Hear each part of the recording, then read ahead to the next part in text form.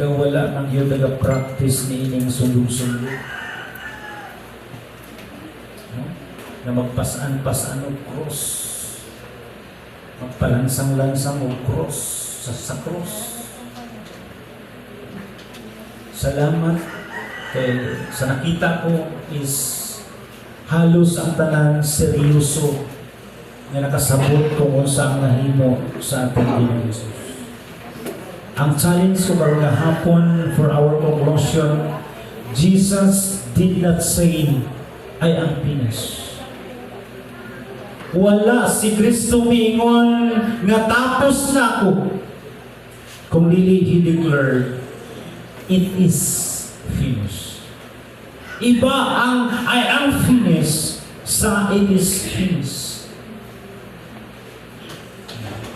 So tapos na ang gihimo sa Ginoo natin. The mission accomplished. The sacrifice accepted.